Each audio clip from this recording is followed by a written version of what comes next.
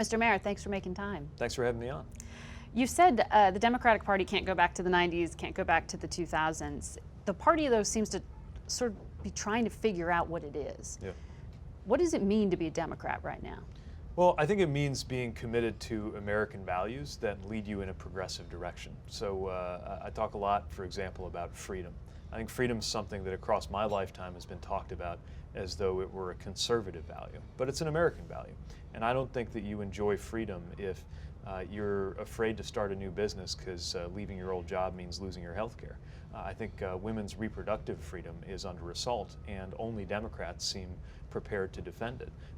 Very important freedom in my own life, the freedom to choose your spouse, is something that really only exists by the grace of a single Supreme Court vote, and it's the kind of thing that progressives are standing for. We're thinking about economic freedom. We're thinking about security in a different way. That's actually ready for the 21st century, where there are security threats that you can't answer by putting up a wall.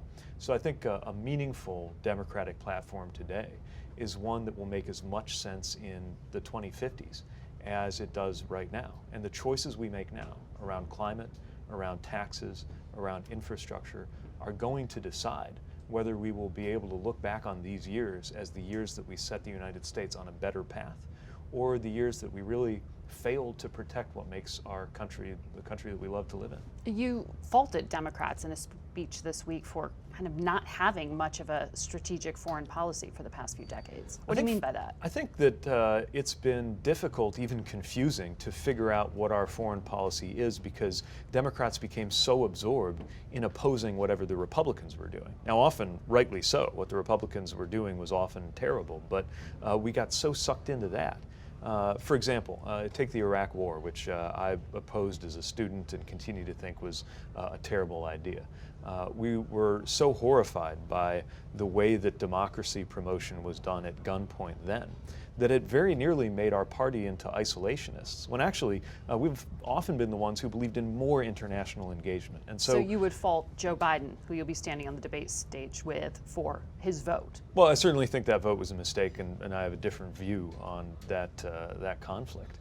But it's more than any individual vote or any individual conflict. It's what worldview is going to anchor our approach. We're not going to be able to figure out who we are as Democrats by keying off the Republicans and just deciding when we're against it and when we're going to accommodate it. We have to have our own view.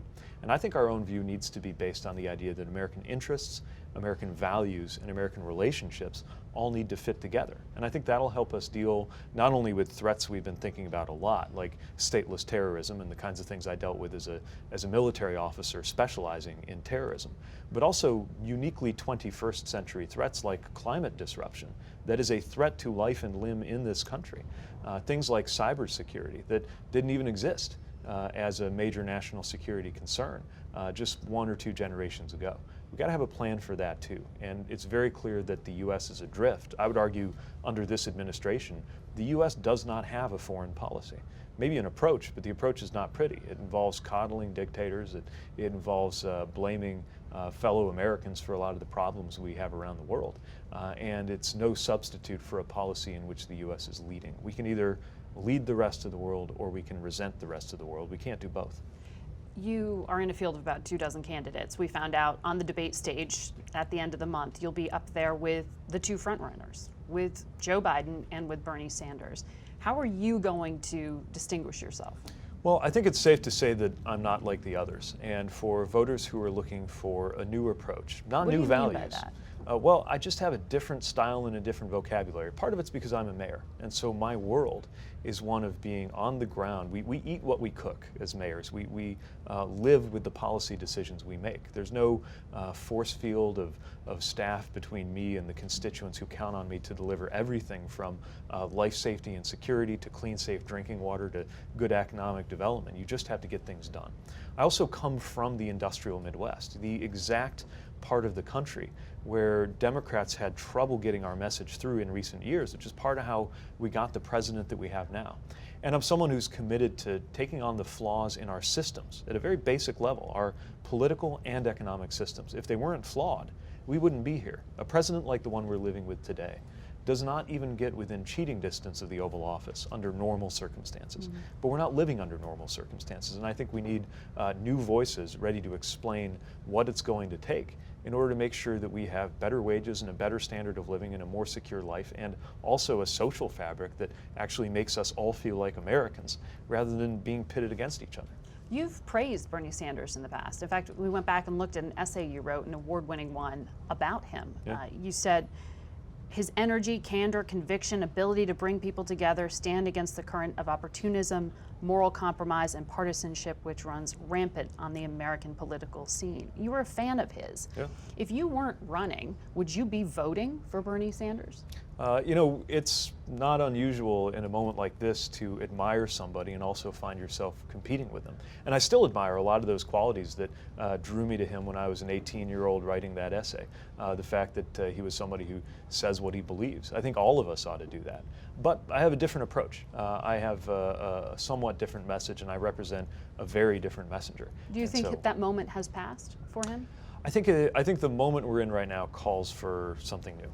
And I think that, again, our values are the right values. I mean, the values that make us Democrats shouldn't change.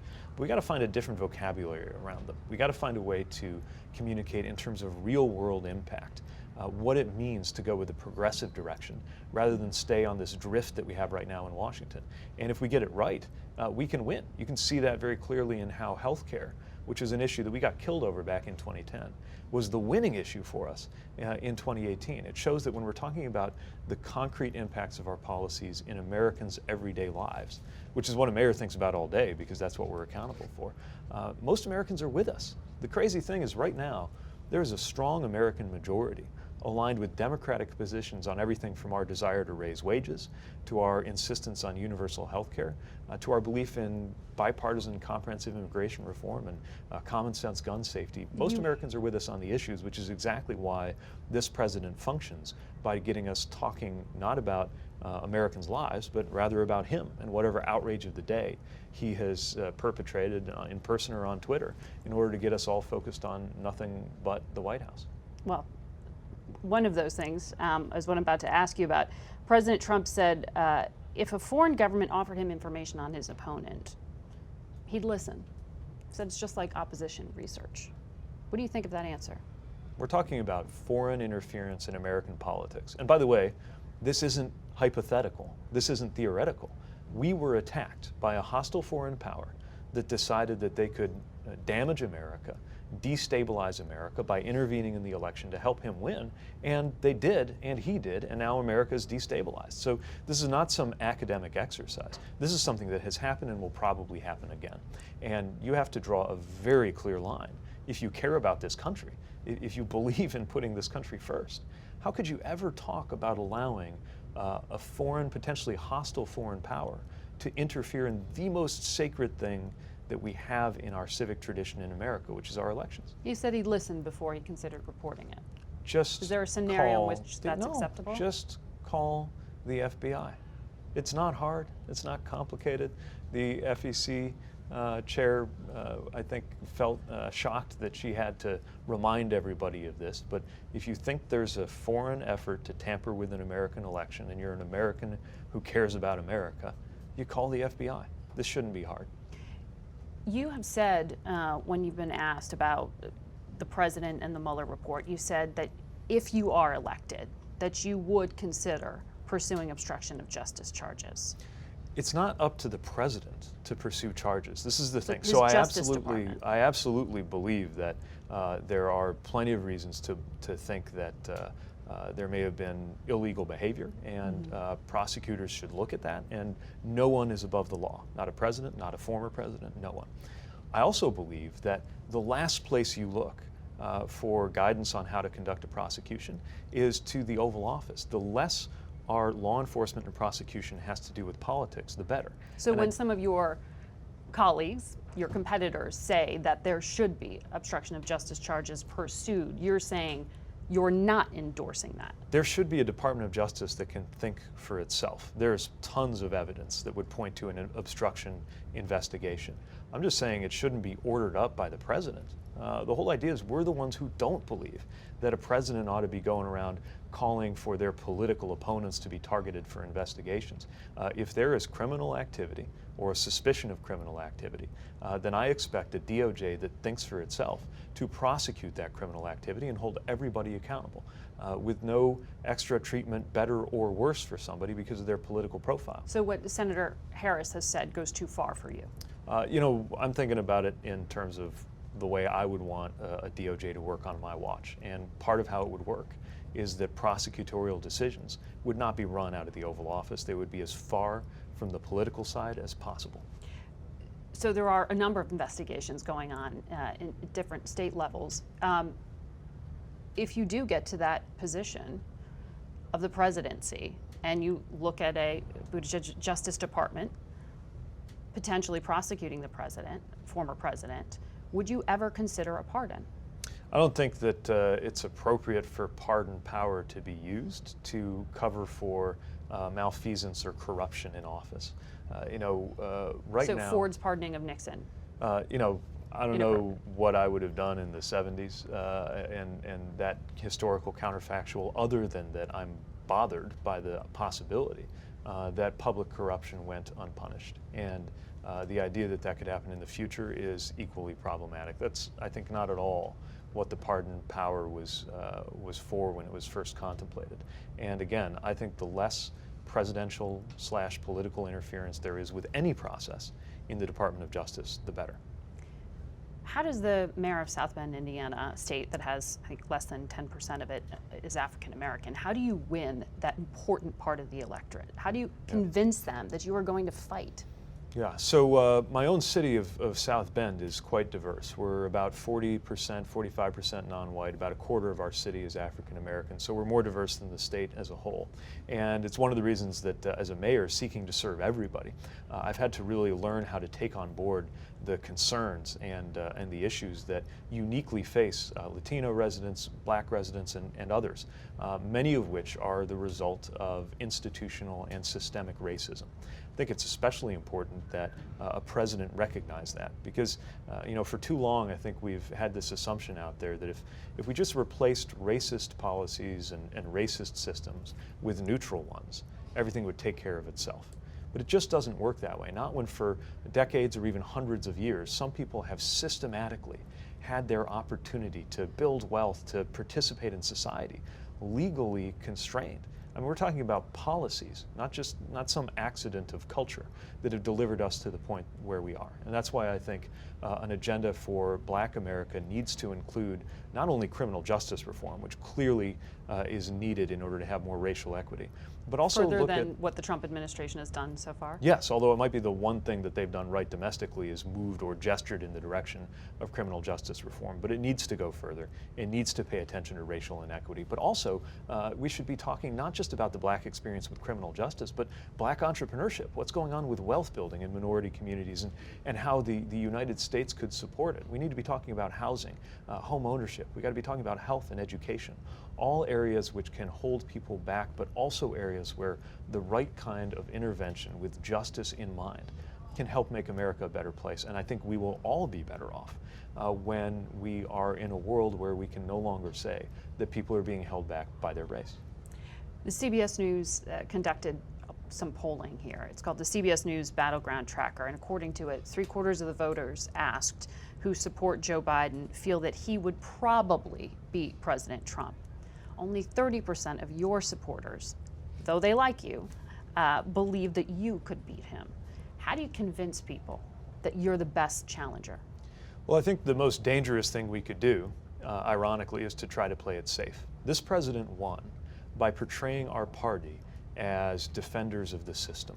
And there are a lot of people, certainly where I live, in the industrial Midwest, who are so furious with the system, politically and economically, the ways it's let them down, that they voted for somebody they know is not a good person. They voted for somebody they disliked. It was a vote to burn the house down. And the brew of what happened in that campaign, not only the nefarious activity, not only the xenophobia and the racism that contributed to the Trump campaign, but the fact that it ever got this close is a result, I think, partly of the Democratic Party being viewed as just offering up more of the same. I believe it is time for something completely different. And Americans, as a general rule, tend to elect whoever appears to be the opposite of the president they've just had. It's how you get somebody like Ronald Reagan after Jimmy Carter. It's how you get somebody like Barack Obama after George W. Bush. If you're looking for the opposite of the current president, I would argue that a Midwestern, middle-class, new generation mayor, somebody who actually served in the military when it was his turn, somebody with a totally different style, like me, is about as opposite as it gets.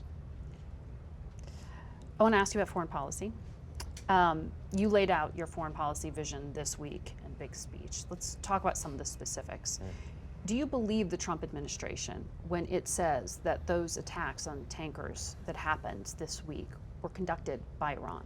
We're seeing more information come in as we speak. There is certainly concern that this is consistent with a pattern of malignant behavior by Iran. What I'm also concerned about is that this appears to be part of an escalation where this administration might be leading us on a path to war that could get away from this White House very quickly. Look, it is nothing new for Iran to be acting in destabilizing ways in their region. We see it quite a bit. The question is, what are we going to do to make things more stable before the situation becomes uncontrollable? So what would you do? Well, first of all, engage our allies. We are not alone. At least we shouldn't be acting alone. And if we want to see stability in the Middle East, we should be engaging with our partners there, as well as allies like our European partners, who are such an important part of the Iran nuclear deal. And by the way, another thing I would never have done is to get us out of the nuclear deal, setting off a chain reaction that has destabilized the regional security framework and the politics of that area, and making it that much harder for any moderates that are still in the Iranian regime to get anywhere, because they look foolish for having staked their careers on the idea that you could trust Americans. We need to have a completely different approach. And when the same people who led us to the war in Iraq, like the National Security Advisor, John Bolton, are now apparently guiding our policy toward Iran in the White House, it makes you wonder whether we can really take this president at face value when he says he doesn't want us to go to war. You also said you would rejoin that nuclear accord with Iran. But the UN watchdog, the IAEA, has already said that Iran is ramping up its production of nuclear fuel. There are bans on arms that are going to expire right on the precipice of the election and shortly after you'd be entering office. So is that really a viable alternative? We're going to have to do something new. The point is that we never should have left it in the first place. So you want new negotiations and a new deal with Iran? Look, any negotiation is going to have to meet the needs and the realities of the moment. Unfortunately, the moment we're in is one where the United States' influence in this region has diminished because of the way that we have withdrawn. So what we're going to have to do is re-engage with our partners, re-engage with anybody who has an interest in stability in the region, and do whatever we can to once again meet the objective of stopping Iran from developing nuclear capabilities, which is exactly what that deal was doing. Even this administration certified that that was the case. But do you think Iran would sit down and negotiate? I think it's going to be that much harder now that we've seen what we've seen out of this administration. But for the sake not of the Iranians, but for the sake of American security, we have to do whatever we can to make sure that we contain that nuclear threat, and that does mean trying to get to the table once again with international partners, including the Iranians. So you would lift sanctions on Iran. How would you prevent that money from flowing to fund terror? Well, again, part of this is a question of what kind of verification we can get into a deal that's necessarily going to be different than the last one. The issue of Iranian malign activities in the region is a very serious one, and one at the same time that can be dealt with on a separate track from the extremely urgent issue of stopping them from developing nuclear capabilities. Withdrawing from the deal accelerated Iran's path toward nuclear weapons at exactly the moment when we can least afford that. And if we think it's hard containing their nefarious activities now, imagine what it would be like trying to do that when they also have nuclear capability in their military. Would you advise an 18-year-old today to enlist under President Trump? I believe serving our country is the right thing to do, and you do it, and I felt this when I took the oath myself. You do it without regard to who's in political office, because you don't know who will be leading during different times in your service. It is one of the things that makes serving in the military such a leap of faith, such an act of belief in our country. Because really what you're doing is you're trusting your life, not only to the chain of command you're about to join, but to American voters. because you're trusting that American voters will put in place leaders who will never send you into a conflict without a good reason, and who will never fail to take care of you, both while you're in uniform and afterwards. The truth is that promise has not always been fully kept. I'm worried that that promise isn't being kept right now. The idea that we should never, ever use our troops as pawns or as props, and yet we've seen just that from this administration. And yet at the end of the day, I believe that I wouldn't be running for office if I didn't believe that our Constitution and our country is capable of setting a better path, and that when we put a foot wrong, we do something better. And we need a military composed of energetic, strong, ethical, capable people. And I think we're going to need that more than ever. Who is America's greatest foe? Well, I'm certainly concerned about repeat Russian malign activity for reasons we just talked about. We're worried about Iran. I'm also worried about the competition from China. I'm not one of those Democrats who thinks you can wave away the China challenge and that it'll sort of take care of itself. Is that another veiled swipe at Joe Biden? There are 23 of us, and I haven't scrutinized everybody's China policies, but I can tell you about mine. I believe that China is using technology for the perfection of dictatorship, and that their fundamental economic and political model is a major challenge to the U.S. Not only that, it's actually being held up as a convincing alternative on the world stage to ours, because ours at the moment looks chaotic and unpredictable and unstable and perhaps easier to manipulate. It's why part of how we are going to be stronger abroad is to be stronger at home. But we're disinvesting in the very elements of American competitiveness: infrastructure, education, health, not to mention the need for a strong and unshakable democracy.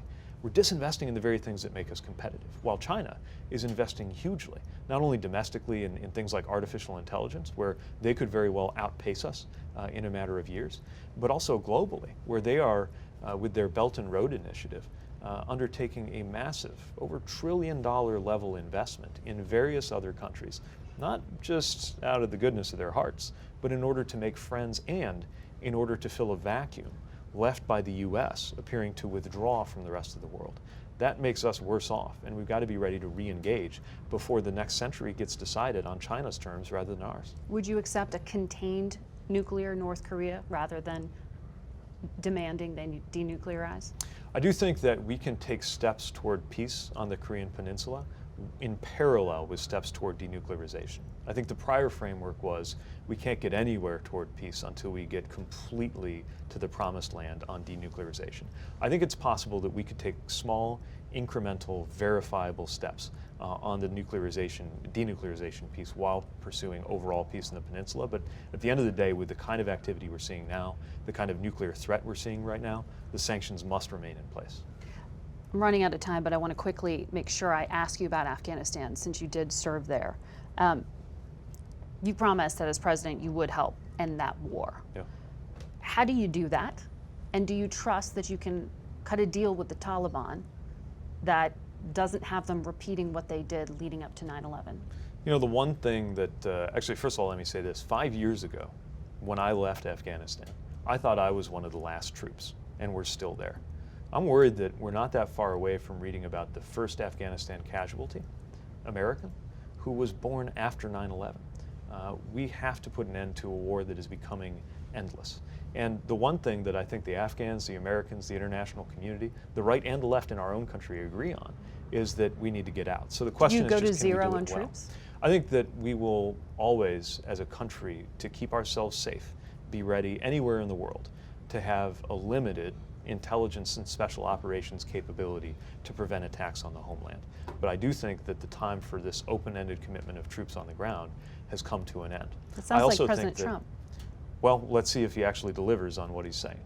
So far, I'm not seeing a lot of comforting signals, especially when you see that in this engagement with the Taliban, the legitimate Afghan government, the elected government of Afghanistan, is being left on the sidelines. We should at least have them at the table. We should be engaging them, not cutting them out, if we expect our departure from Afghanistan, which will happen, to be on terms that will be relatively stable. It's not going to be a perfect, democratic, and perfectly secure country in the near term. We just need to make sure that it is not one where attacks on the homeland can originate. And we would be better off toward that goal if we have done what we can as we depart to make sure that the Afghan government is in a strong position. And lastly, what keeps you up at night? Well, a lot of things. There's a nuclear threat that has never gone away. There's stateless terrorism. There's nefarious activity by so many countries. There's America, really, in terms of prestige, in a kind of decline that could become permanent if we don't reverse it quickly. And I'm worried about climate disruption. This has literally woken me up at night. I remember realizing at about 2 in the morning in South Bend that the rain that usually lasts for a few minutes was going on for a few hours, and discovering that we were in the midst of a 1,000-year rainstorm. I was, within a matter of hours, finding myself activating the emergency operations center of our city. I've had to do that twice in a 2-year period for floods that are supposed to only happen once every few hundred years. Things are changing around us with life and death consequences. And if we're not prepared to treat climate disruption as a security issue, then we are putting my generation and anybody who comes after us at tremendous risk of having our life opportunities diminished because of the failure of those in charge now to do something about this issue across America and across the world. Mr. Mayor, thank you for your time. Good to be with you.